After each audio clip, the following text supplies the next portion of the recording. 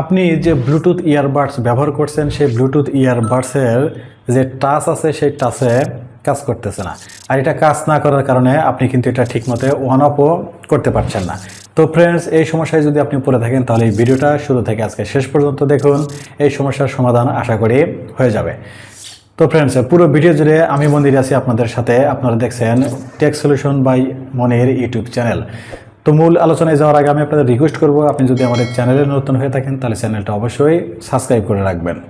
তো ফ্রেন্ডস, কীভাবে এই সমস্যার সমাধান করবেন চলুন আমি আপনাদের একে একে সবগুলা বলছি। আপনি যে ব্লুটুথ ইয়ারবাডসটা ব্যবহার করছেন সেই ব্লুটুথ ইয়ারবাডসের টাচের যে জায়গাটা আছে সেই জায়গাটায় যদি কোনো ধুলাবালি বা তেল জাতীয় কোনো কিছু লেগে থাকে তাহলে কিন্তু সেটা কখনোই কাজ করবে না।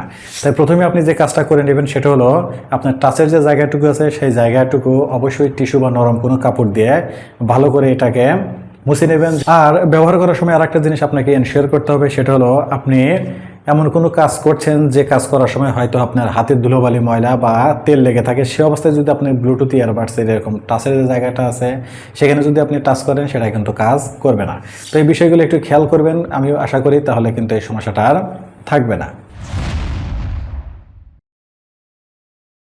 আপনার এই ইয়ারবাডস দুটোতে যদি চার্জ কম থাকে অনেক সময় কিন্তু এই সমস্যাগুলো হয়। আপনার এই ইয়ারবাডসে যদি চার্জ যদি একদম কমে যায় সেক্ষেত্রে কিন্তু এটার সেন্সর কিন্তু ঠিকমতো কাজ করে না, যার কারণে কিন্তু উল্টাপাল্টা বিহেভ করে, অর্থাৎ আপনি যদি টাচ করেন সে সময়টা কিন্তু এটা কাজ করে না। তাই আপনারা সবসময় চেষ্টা করবেন এই ইয়ারবাডস দুটো যখন আপনারা ব্যবহার না করবেন সাথে সাথে এই কেসের ভিতর রাখবেন যেন চার্জ হয়, আর এই কেসটাও কিন্তু সবসময় কিন্তু চার্জ দিয়ে রাখবেন।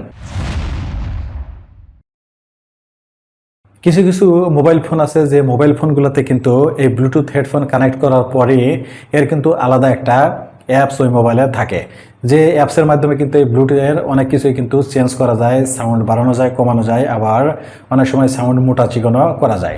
তো আপনার ফোনে যদি এরকম ব্লুটুথের জন্য আলাদা কোনো অ্যাপস থাকে তাহলে সেই অ্যাপসটা চেক করে দেখবেন যে আসলে সেখানে টাচ কন্ট্রোল অপশনটা আসলে অন করা আছে কিনা।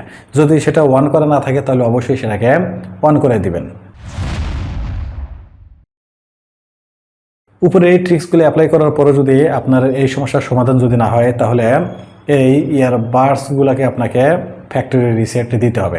আর কিভাবে ফ্যাক্টরি রিসেট দিতে হয় সেটা আমি আপনাদের বলছি।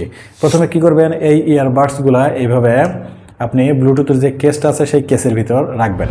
এখানে দেখবেন যে চার্জিং কেসের পিছনের দিকে কিন্তু একটা বাটন আছে, এই বাটনটা এইভাবে লম্বা চাপ দিয়ে ধরে থাকবেন।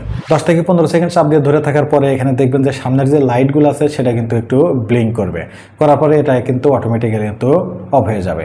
তো 20-30 সেকেন্ড ওয়েট করার পর আপনারা একটু পরে আবারও সেই বাটনটাতে আপনারা লম্বা করে চাপ দিবেন, চাপ দিয়ে এটাকে আপনারা অন করবেন। তো অনেক সময় দেখা যায় এরকম অফ অন করলে কিন্তু এই ইয়ারবাডসের ছোটোখাটো যদি কোনো ঝামেলা ভিতরে হয়ে থাকে সেগুলোর কিন্তু সলভ হয়ে যায়। তো ফ্রেন্ডস, কেমন লেগেছে আজকের এই ট্রিক্সগুলো অবশ্যই কিন্তু কমেন্টস করে জানাবেন।